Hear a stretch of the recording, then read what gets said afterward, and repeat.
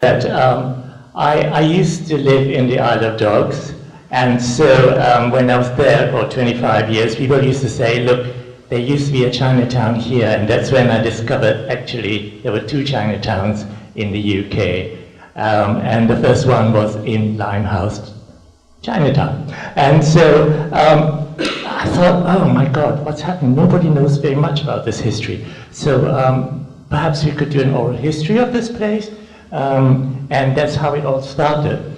But I actually was born in London, so I came back here just as Chinatown in Soho was starting to develop. So my time here coincides with the development of Chinatown, Soho. And so what I'm going to do today is give you an overall view of these two Chinatowns, and also in the kind of brief context of the Chinese in the UK. So here goes. The first Chinese in Britain was Sheng Fuzhong, and he was a Jesuit. And he came over, he was presented at the court of King James II, and this rather handsome portrait of him was commissioned by the king, because in those days, of course, the British were very interested in chinoiserie and things from China, and they knew very, very little. And so when Mr. Sheng came along, they got really, really excited. And in fact, he was the first person to catalog the Chinese collection at the Bodleian Library. But after him, he only stayed about 4 years. Not very Chinese, a lot of Chinese came around to the UK, except when there were the Napoleon Wars, and at that time, they needed seamen. And of course, the Chinese, now, right from the very start, the Chinese were considered very well behaved. They were considered cheap labor, and they didn't actually ask for a lot of money, and they didn't really drink very much. So they just battened down the hatches and they just got to work each time. And so they were very, very well respected as seamen and sailors.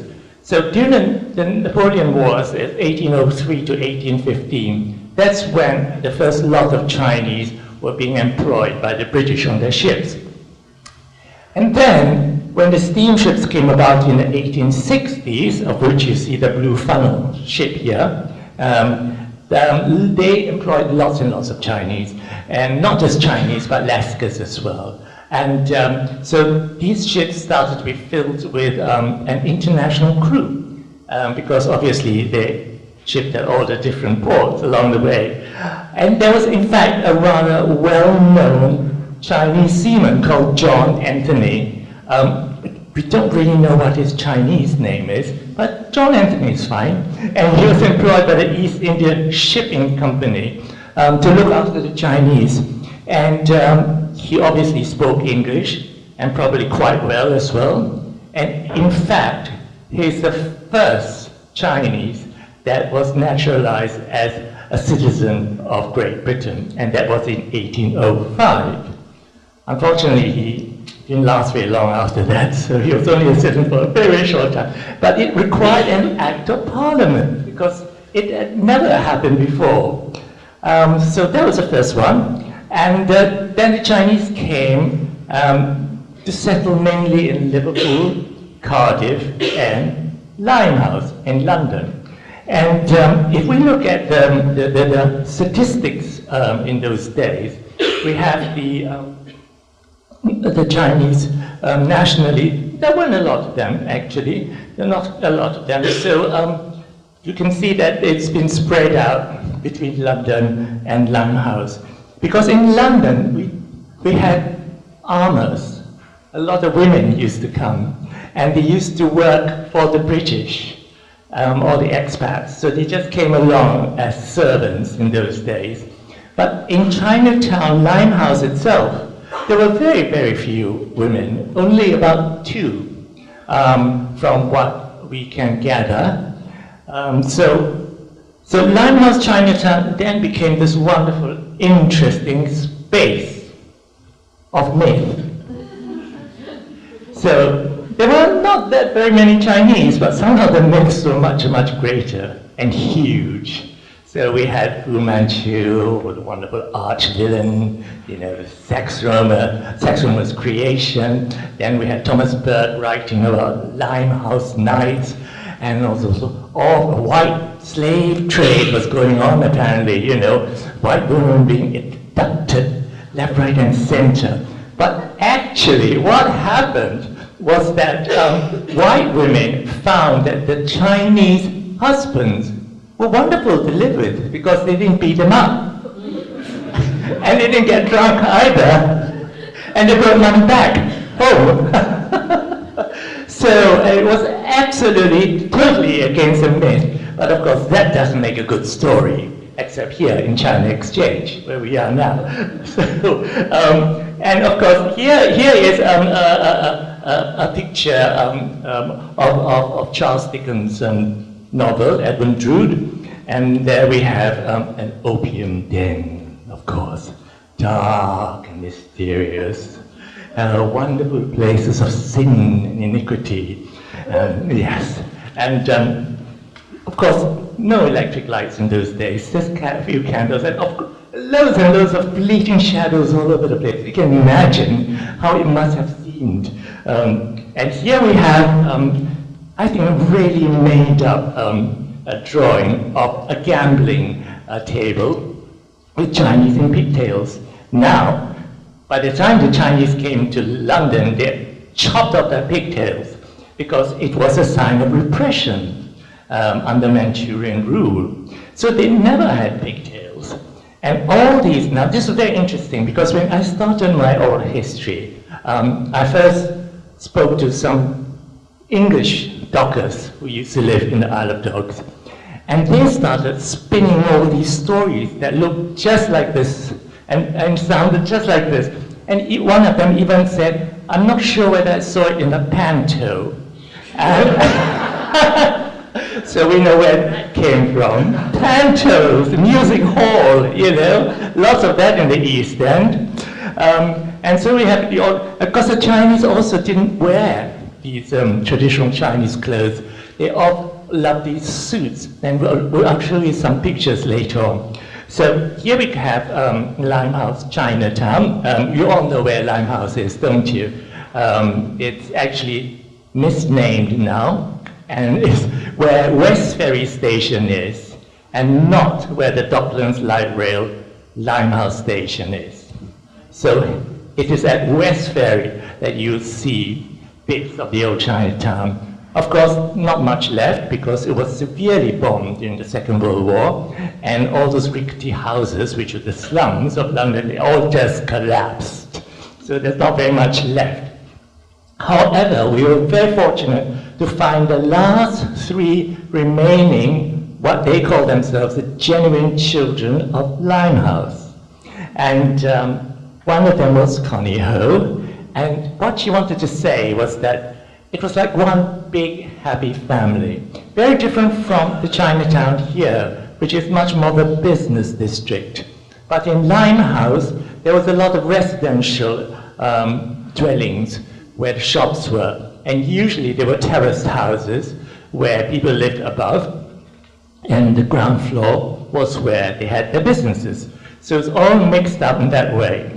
And what we had were a lot of half Chinese, half British, and half Chinese children because of the mother situation. And so you see some of them hanging out there on the doorstep. Now, doorsteps were quite important. They were the pride of place. And the mothers used to scrub them with lime and make them glistening white. And the Chinese children, or the half-Chinese children, always seemed to be very well dressed because their mothers were afraid that they would be bullied at school. So no matter how poor they were, they tried to make them as well dressed as possible. So you see this group here, they were both dead by the time that I carried out my interviews, but they're an example of how they were as well dressed as they could possibly be. Here are some of them. The two in the center are half Chinese. And Limehouse was actually made up of predominantly two streets, Limehouse Causeway and Pennyfields. And Limehouse Causeway was inhabited by the Cantonese, and Pennyfields by mainly Shanghainese, because the dialect was very different, of course. And so that's how the division came about. And you'll see the streets are very, very narrow. They don't exist these days. And so everything is much, much more wide at the moment. As you can see, hardly any cars would have gone down there, and we had these carriages. And you will see that where the shop fronts are at the ground floor level of these terrace houses. Now, here we have a couple of Chinese shops, and they usually mixed up their trades. So, for example, there might be a groceries shop, but they'll also have a restaurant in there. The laundries were separate. Very separate. They didn't have any food, or they didn't sell provisions. So there's another provision shop there in Limehouse, and here's another one. Now you will see that it doesn't look at all like a Chinatown, does it? It's kind of quite English, really. Not like over here today, you know, where you have all that bling and everything and dragons all over the place. So we don't have all that, you know, it's quite down-to-earth Chinese. So we have here Pennyfields, Shanghainese, as I said. Now these cards are very, very important. I'll come to them later. So here is another a groceries place, and so tobacco and all that sort of thing. And one of the things that was they used to have was puckapew, which is kind of a bingo. And most of the shops had puckapew, and that's where the British started to engage with the Chinese, because they would go down and they buy a ticket or two, and then they'd go down again, and they usually send their children to find out whether those numbers have been picked. So that's where they engaged. Now, in Pennyfields, 33 Pennyfields, was a Chinese mission. Okay, how did this come about? This came about because the nationalist government in those days, because the communists didn't take over China until 1949, so between the fall of the Qing dynasty in 1911 to the communists in 1949, China was run by the nationalists. And Chiang Kai-shek, of course, was the leader of the Kuomintang. And Sun Yat-sen, a Cantonese, was very, very respected because he was seen as the wonderful leader to herald change in China. So what happened is that they found out that actually there are a whole lot of Chinese in Chinatown, in Limehouse. And somebody said, well, you know, especially to Christian people, because, you know, everywhere that you have a new country, you have trade, and you have the missionaries. So the missionaries were everywhere, and they decided that these Chinese children needed a missionary, and that's why they set up a missionary there. And in this missionary, it was like a community center. They started to learn Chinese for the first time, because they didn't really speak that at home. And the children there, in fact, the girl in the front, in the center with her head turning, was one of our interviewees, Connie Ho, and she was very bright. She was a very bright kid, apparently. Then we had these boys, these cubs. So these cubs, you see the little Chinese boy standing there on the left, the second from the left. Now, he was one of the two sons of a restaurant owner there, and that restaurant owner had a Chinese wife. And they were very, very keen on education. As you know, all Chinese are very keen on education, tiger mums and all that sort of thing. So they ensured that their children went to private school. So that little boy is one of their children. And the Chinese were very smartly dressed. So they always had blue serge suits, kind of navy blue suits. And they always used to wear hats and caps. And here they are, some of them trying to look relaxed, as you can see, and quite about town sort of characters. And in sharp contrast were the Cantone, the tongs. Okay, the tongs were like the Freemasons of Chinatown. And in fact, I was in Liverpool just a few weeks ago, carrying out a Chinese labor corps from World War I project. And there was a Cantone there as well, you know, and it was the first one there. And these people are from the first one in Limehouse Chinatown. It doesn't exist anymore, but they were the people that actually used to look after the community as much as they could. And they provided a refuge, because there are a lot of seamen coming and going. Not very many of them actually stayed and were resident. So they used to go to these places. They used to play mahjong and gambling and all that sort of thing. But they also looked after people who might be ill and needed to go home. And they raised the money for them. Or if there was a funeral, they ensured that they were buried in the East London Cemetery. So if you go to the East London Cemetery, you find there's a whole section of Chinese graves there. And it's very interesting. Because the first time they had a burial there, they all turned up, and because they were not Christian, they were not allowed to bury the deceased. But they found a rabbi, and the rabbi said, "Look, I'll do it for you." And so we've got the first cemetery, the first tomb is actually a Jewish Chinese one. But you know, the Chinese, they take a bit from everywhere, you know, so everything is very mixed. And here they're loafing on the side in the corner shop as well, which is another provisions shop. Now, this is interesting because these three men here, the middle one is a kind of broker's agent for Papa Pew. And he's actually taking bets from the other two, right? So these are all out in the open, of course, nothing dark, no mist around in Limehouse, you know, nothing like that at all. So it was very unatmospheric. It was right out in the daylight, in the street, you know, very matter of fact, everybody getting on with their business. And that little bag there is an interesting one, because that's the sort of bag that they used to have when they bought chickens or fish. And they'll put it in those bags. Now, the interesting thing is that when they had these long voyages from China to Britain, they had time to learn music instruments.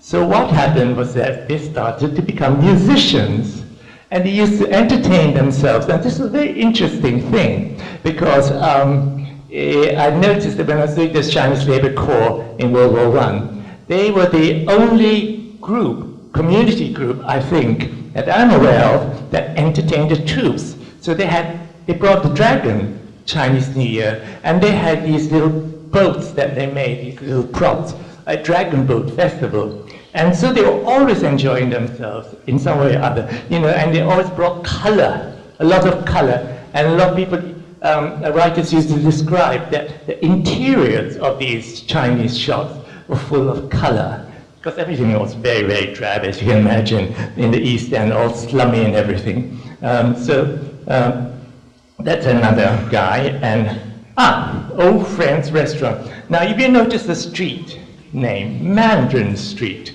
So there are loads of streets. There's Cantone Street as well, in that area that's named after Chinese cities. And if you have a walk around the Isle of Dogs and the Docklands, you come across these streets. And not just Chinese streets, there were Indian names, there are Indian names, Caribbean names as well. But Old Friends Restaurants was one of the very ones that lasted a long, long time past the Second World War. Here is Mr. Chow, who is the manager of this restaurant. Now it says lion's tea, but they never served the lion's tea. They only served Chinese tea. And it looks like a grocery shop. It's actually a restaurant in there. So as you can see, Mr. Chow's really, very pleased because, and you know, he looks very smart. He's got his tie on. You can imagine. You know, he looks very classy, doesn't he? So anyway, there we are. So it was quite strange because a few years back I was asked to be an expert on a Sherlock Holmes TV thing, and then I was asked how they would have dressed the streets in Chinatown Limehouse, and I said, well, like this, and I sent a whole lot of photographs. But when I walked onto the set, oh my God, the streets are full of fruit and vegetables and chickens running all over there. So they made it look like a Chinese village, you know, completely against all. So it's all drama. So that's how myth starts, you see. And so that's another grocery store, because these are not true Chinese. I noticed that the streets are very empty in these photographs. So we didn't have a population explosion like we do have now. And so I think they were usually quite quiet places. And apparently not much happened. But what used to, they used to have these tours, you see, a bit like what China Exchange does here now, except China Exchange tours are very, very historical. These were just mythical tours, and loads of Americans used to come down on these tour buses, and then the commentator would say, oh, last time there was a battle over there, and 2 people were killed over there. And the Chinese children used to run after listening to all these stories and think, oh, what fun, can you please give us some money because we are all suffering here. You know? So they ran after for moldings, they're called moldings. So there's another nice little picture. Mr. Singh's shop, probably lots of tobacco selling, you know, and there might have been an opium den or 2, but not a lot, just 1 or 2, and it certainly wasn't what it was made out to be. But there were these laundry places, of course, and the first time the Chinese laundry opened, it was stoned. It was stoned by the local residents because they thought, oh my God, you're just taking away our work. Although they employed a lot of English women to work there. So it wasn't, you know, actually they were providing work, not taking work away. And here's another laundry. It says hand laundry. And here is how they used to do it, in a basin above a heater. As you can see, the heater below to warm up the water.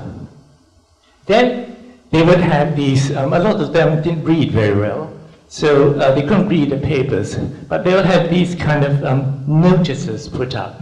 And you can see a very avid English bloke there, working it all out and understanding it. So he's probably now a Chinese expert somewhere. And then there used to be these vendors. So all these carts and everything used to come down. Every day, they'll be selling chicken, they'll be selling fish, they'll be selling vegetables. And what those Chinese are doing there, they're actually feeding the breastbone of the chicken. So if there's a soft breastbone, it means the chicken is pretty young. And that's the chicken that they will buy for their restaurants. So that's what they're doing there. And of course, that's the man coming down with milk. In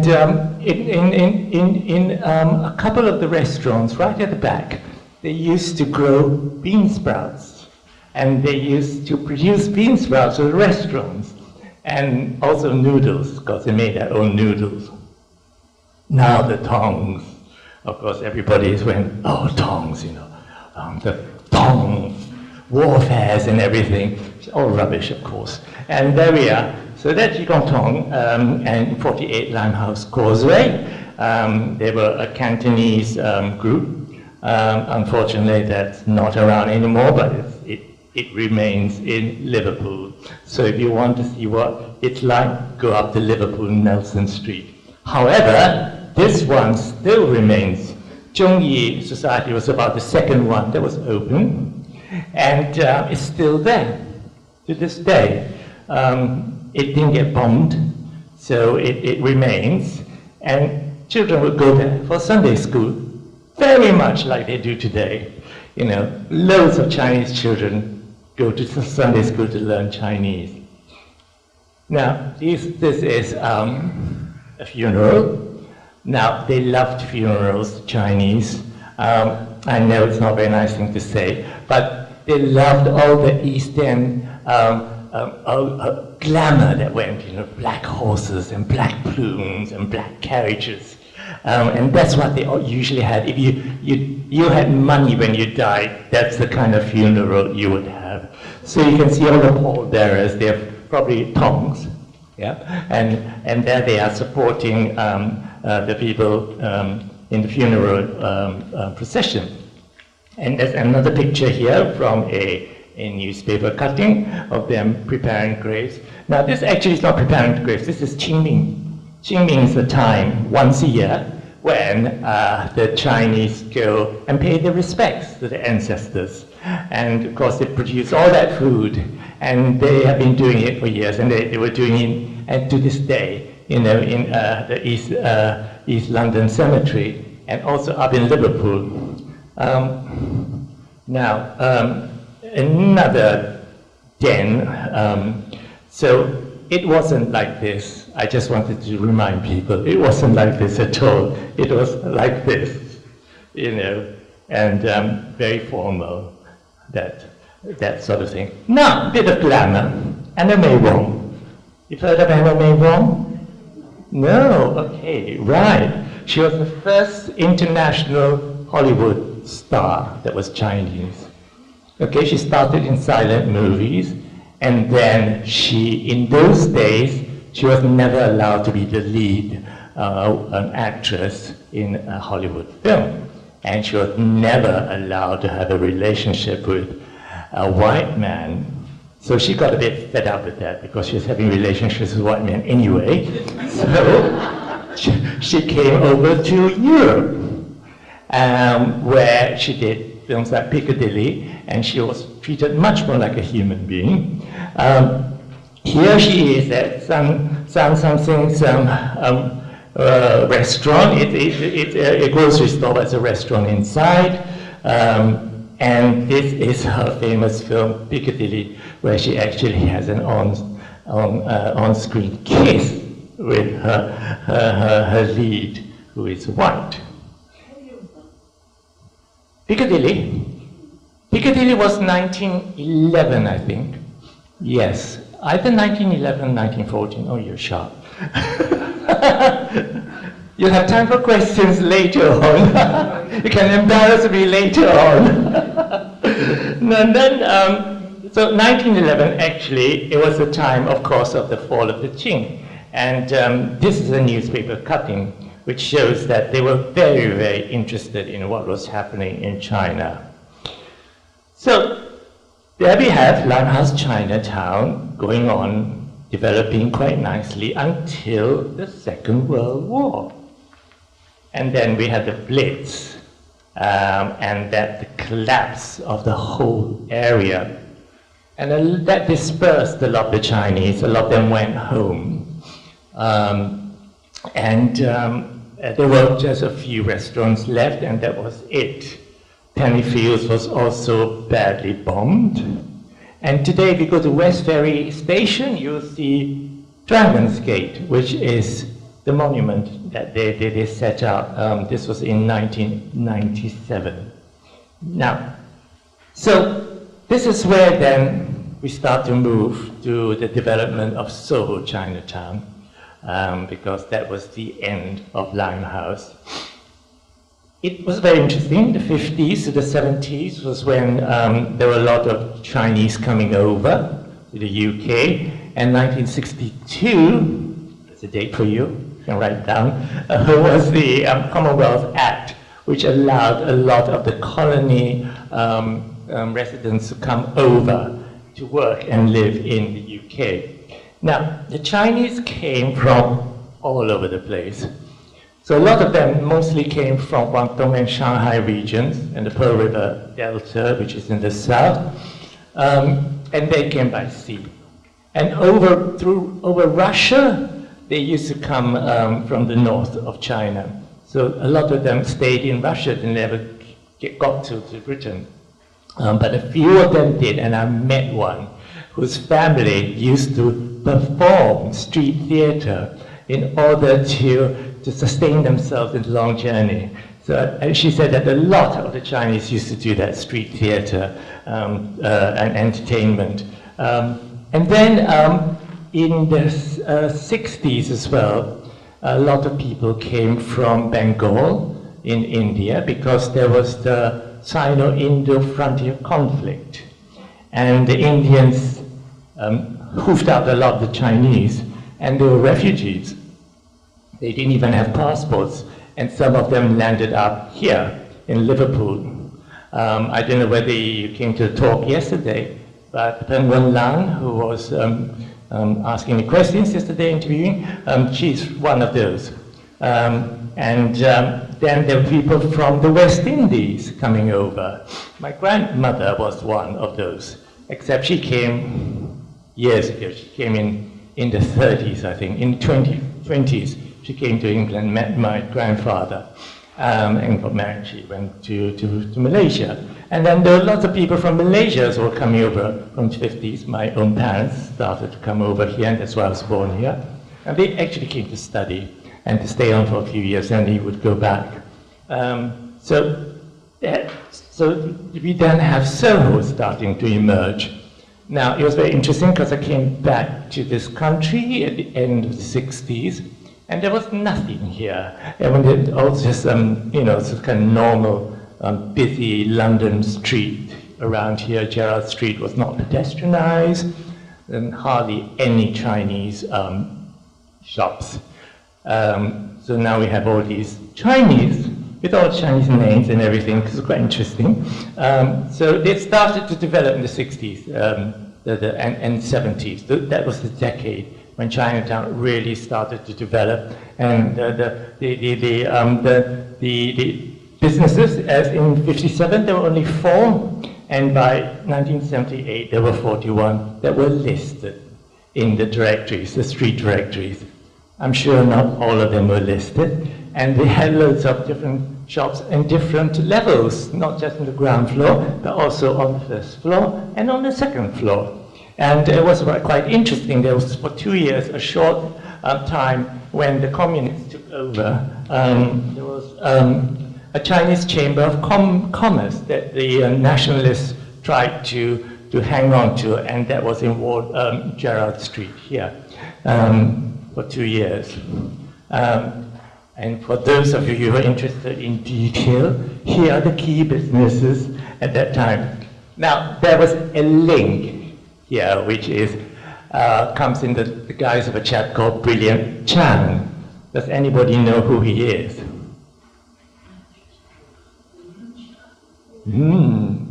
He was a drug dealer.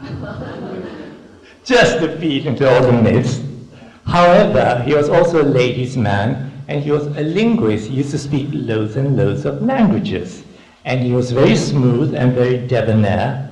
And he came to the UK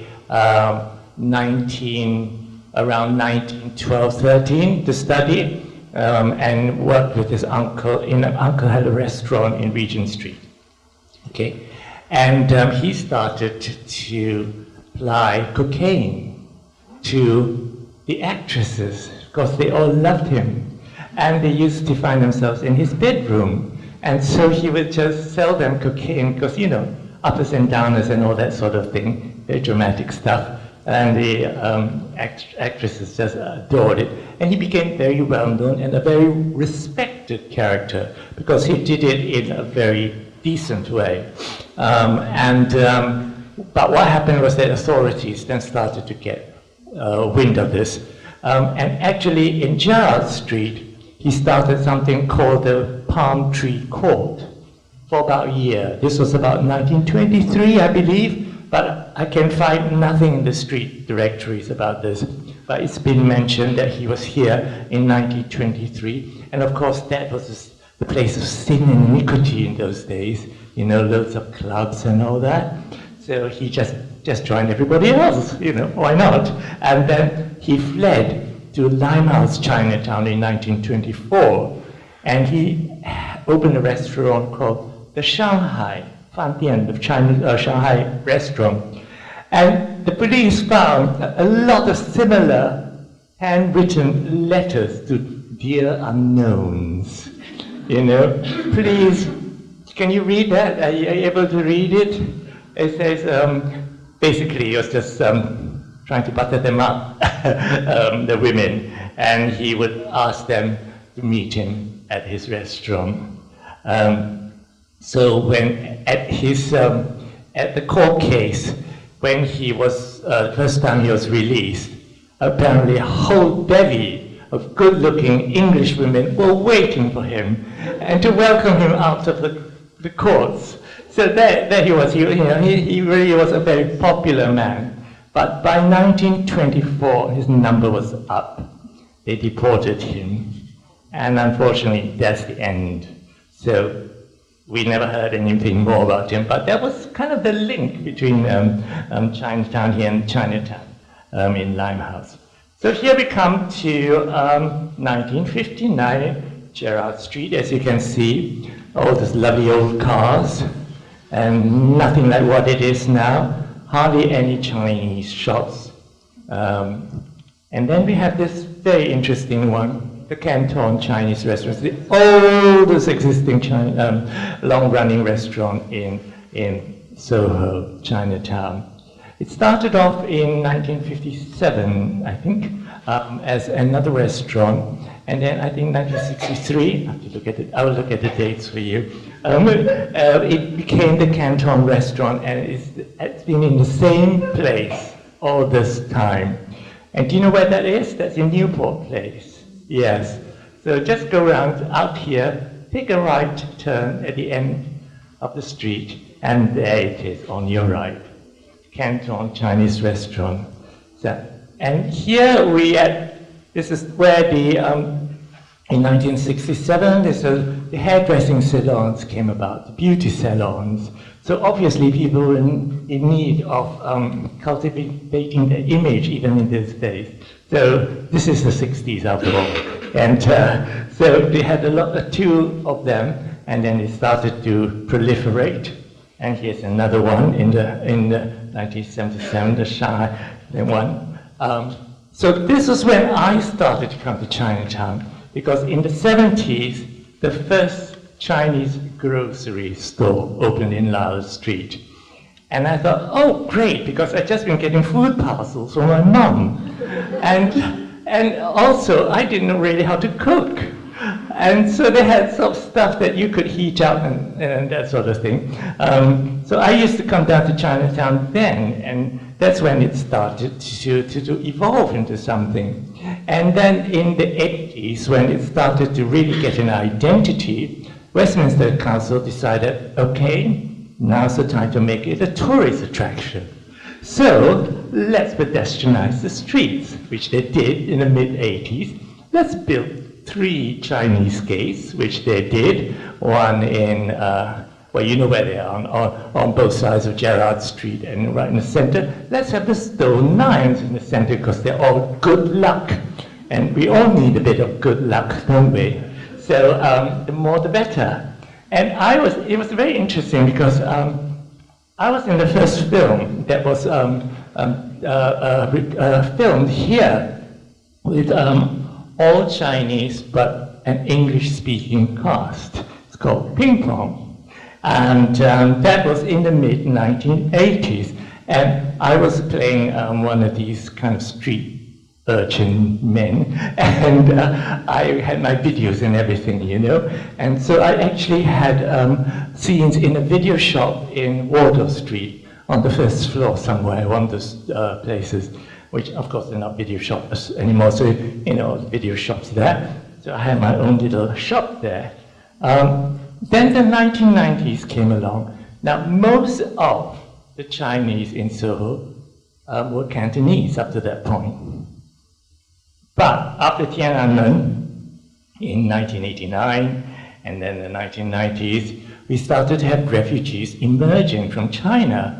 And it was very interesting because in 2003, I started to work with a Buddhist temple here, which is up Margaret Street, just at the top of Wardour Street, not quite in Chinatown, but it was where I actually came to meet a lot of Chinese that are not from Hong Kong and Southeast Asia, and had come from China.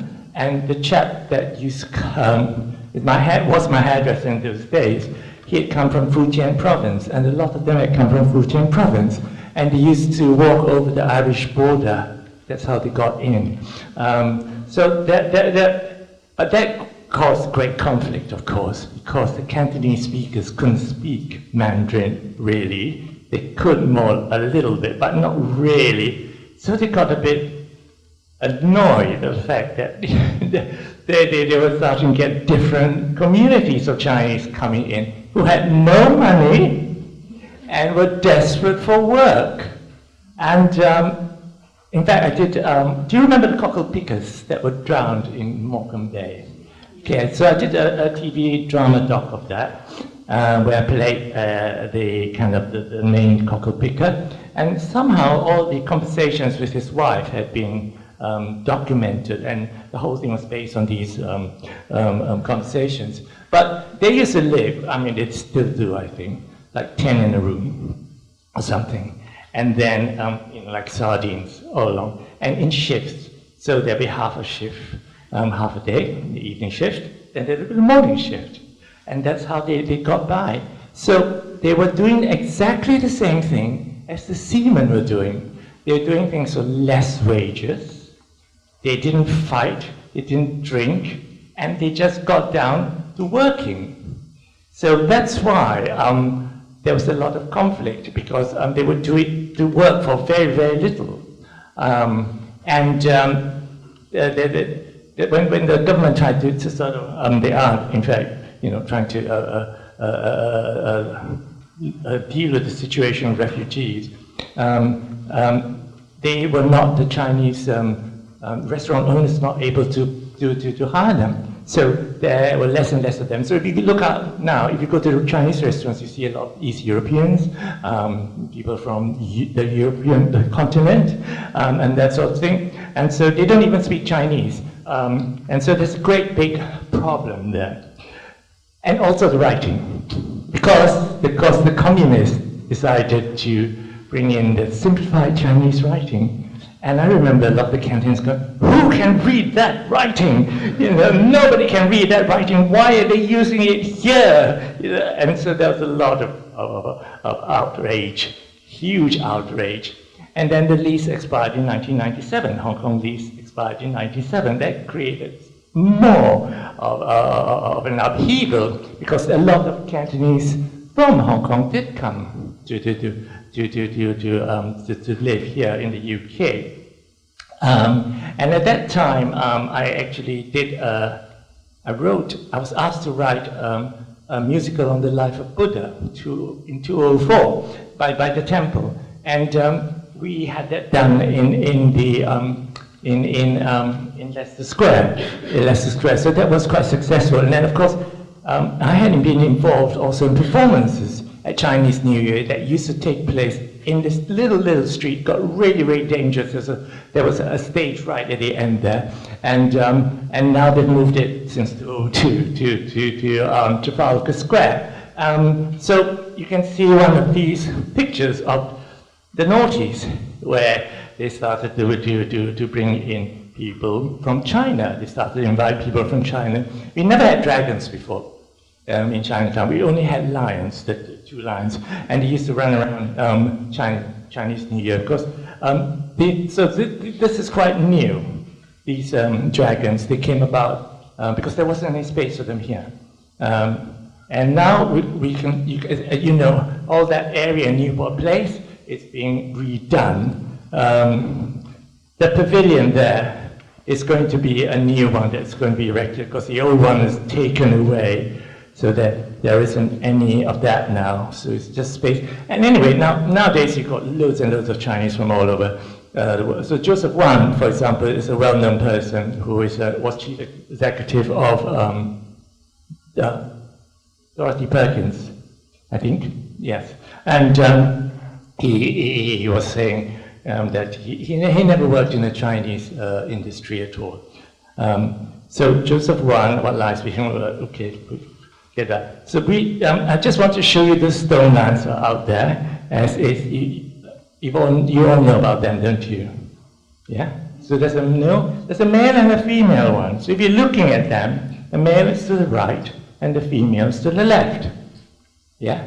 And the female one has a little cub under her paw, which represents the family, of course, domestic. And the male one has got an embroidered ball, represents a much larger expanse of the world. The old Chinese gates. Now, if you look at the writing of the old Chinese gates and the couplets, it's all about the Chinese coming to live in this country, you know, and how they've been welcomed in this country. And then later on, just a few years ago, in fact, the new Chinese gate was built by the Chinese government, which is down in Jarrod Street. And it's a completely different sense. It's about how great China is and all that sort of, as you can expect. So it's a very interesting, the flavor of the two different gates. And of course, this is supposed to be more authentic, because it's whatever authentic means, but it was built in China. So it's quite splendid. It's quite splendid, and it's got all these mythical characters on top, all good luck and everything, the symbolism of all that. And around here, recently, we've also had art, public art modern, which you can see hanging in Jarrod Street. This little lion, sweet little lion, and this is sculpture flowing, which is in Jarrod Place, right over there. And you can see not just Chinese, enjoy Chinese New Year. And I love this photograph because it looks like somewhere in northern China, you know, that actually it's here in London. And I thought I'd end up with these symbols. You see up top left is obviously the drums and the entertainment, which is so important for the Chinese. Then the peach, food and longevity. Of course, peach and money that comes there on the top. And the bottom left, the yin yang, Taoist symbol of balance, and the fish of good luck, the two fish, and of course Chinese crackers, firecrackers, because you know it just drives away the spirits, the evil spirits. But they've been banned now, so hopefully no evil spirits are around here. So thank you very much. I think we've got 10 minutes, and we're going to have question and answers. So if you've got any, do ask me.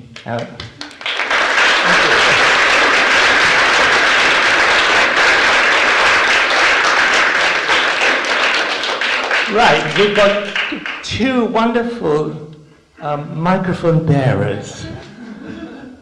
So if you've got any questions, oh, there's one there. Don't ask too hard a question, will you? Oh, no, you eat that. This one down here with watch her. Yes. Thank you very much for a wonderful talk. What remains of the original Chinatown in Limehouse? Nothing. Nothing Absolutely at all. nothing. I remember the old Friends restaurant, but that's gone now, isn't it? Yeah, I mean the two streets, Limehouse Causeway and Pennyfields, which were the center. I mean, there are, of course, restaurants around the area, but they didn't really constitute Chinatown as such. Those two streets, the main arteries of Chinatown, but they were bombed, and basically that's it. Yeah. So there is, as I said, Zhongyi. Still there, Zhongyi, the society, and there's the Chinese Association of Town Hamlets too, and they all do wonderful things like take part in the dragon boat races and also Sunday school language classes. Yeah. Yes. Thanks for the talk. I used to live in Limehouse from 1978 for a few years. And there were still some of these Friends restaurants around. And I went back a few months ago. And there's still a takeaway there called the Welcome Friends, which was there when I lived in Limehouse in the 1970s. In the 70s? Yeah. Right, So okay. Yeah. that's as far as I know is the one remaining bit of the original. Okay, so where's that? Which road is it in? That's in Burdett Road. Oh, Burdett Road. That's It's quite just at the far bottom away. of Burdett Road. Right, so it was yeah. East India Dock. Yeah. Yeah. And it's still there. I used to go there for takeaways. I know where you mean. The one it faces the bus.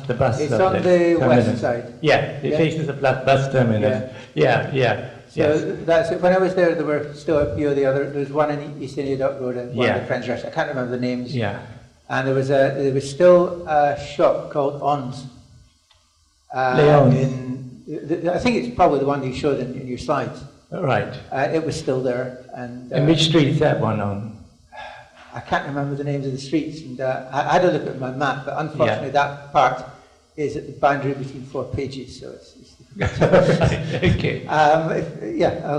I can point it out to you later. Yeah. So yes, there are a few of these places left, but the actual sense of Chinatown is very much not there. Yeah. Yes, because one of the interviewees, his father had a boarding house in East India Dock Road, and that was bombed. They used to feed like about 60 people a day, 60 Chinese a day. Yeah, and his father's like ambassador to the Chinese, and he worked for the shipping company. Yeah. Yes, any more questions? No dates, please. Thank you very much. That was really, really interesting. Oh, thank you. There's much more. I took lots of notes because I've not done anything on the Chinese before. All right. So you said they used a simplified Chinese writing began to be used, and I just wondered, is that different to the Chinese writing in China? No, it is actually, it started in China. It was the communists that wanted it, because a lot of people were illiterate in China because of the rural, they were all rural people, so they were not educated. So they used to simplify the Chinese, because some of it is quite intricate, so that they could learn them easier. So there are few strokes in some of these. But then that alters the whole calligraphy of the actual word, which are ideograms, and that's why the Cantonese kind of got annoyed about that, because they just couldn't understand it. Okay, and then the other thing was you said Buddhism united them. So does that mean everybody's a Buddhist, or no? Does that well, mean... you know, the Chinese take take it and leave it. So they're kind of, it's always an amalgamation of religions. Because actually, China doesn't have its own homegrown religion. It has philosophy, Confucianism, Taoism, then it's got superstition, or folklore. So when Buddhism came along from India, they loved it because it's actually like a philosophy. Anybody could become a Buddha. And what I discovered, see, I didn't realize this myself. I just discovered working with the temple, which is actually was developed by a monk who fled China when the communists took over in fear of persecution. And he went to Taiwan and built his Fo Guang temple, which means the Buddha's light temple. But he was quite an ambitious monk. And every major city in the world has a Fo Guang temple, everyone. And when I first started, somehow I started working with them because I was working with Taiwanese artists. And they took me to that temple. And I started to choreograph work for them. And they would, all the congregation, they would help me. They would make the costumes. They would be part of the performance. They would help with the makeup. They'd ferry the children around. And I noticed that they were all from different Chinese communities. So that's what I meant when it seems to unite them. It's not just that Buddhism unites them. I think it's a very tolerant thing. And in those days, it was also vegetarian. They used a lovely Chinese restaurant, vegetarian restaurant there. And of course, where there's food, there's Chinese. So unfortunately, they don't have it anymore. Such a shame, because that's what I went for. I went for the food. Final question from me, honestly. You said that the children went to Sunday school. Now, when children go to Sunday school over here, they go for religious reasons. But they were going to learn Chinese, That's which right. is very unusual. Yeah, language classes, that's what it was. And to this day, they're language classes. Because we don't really have religions as such, you know, it's not, it's kind of absorbed into the way of life, more like a philosophy and morality, really, and meditation. Meditation is quite important for Buddhists because it centers the mind, and that's the main reason they do it. Yes, mindfulness. Another question, yes. You've shared with us some fascinating photographs from old Limehouse. Yeah. Is there a particular archive or repository for those images? So the Limehouse Library, or it used to be Limehouse, it's the archives, which used to be the old library in Tower Hamlets. That's where all these photos came from, and they have the archive there. Still, yeah, that's where it's came. Are there transcripts that are available? The transcripts are with the London Metropolitan Archives. We have time for one more question. It's just a comment. You were saying about the children going to Sunday school. Yes. My brother and I lived in the East End, and we went to Christchurch School in Brick Lane. Okay. And we had the first two Chinese to come to that school. Oh, right. And they also went to Sunday school. Oh, when was this? Wow. That's probably showing my age now. That would have been it's probably about 1915. 1950, so just after the communist takeover. Yeah, about 50, 51. Yeah. When they came, 52. And the Chinese were from where? I really don't know. They were actually my brother's class, so I knew them. My Okay. brother knew them quite well. Because and they lived local. Yeah, because the embassy was nationalist, the nationalist government those days, so they were very Christian. The Kuomintang leaders were Christian, and they got their backing from America. So, So, this was Church of England school. yeah. So that's a kind of important facet, actually, which I haven't touched on. But thanks for bringing it up. Yeah, we know Limehouse quite well. Do I have to shut up now? Oh, all right then. So, ladies and gentlemen, it's time for us to bring our evening to a close. Thank you so much for joining us, and I hope you will join us again. Yes. Thank you very much, for inviting me. Thank you.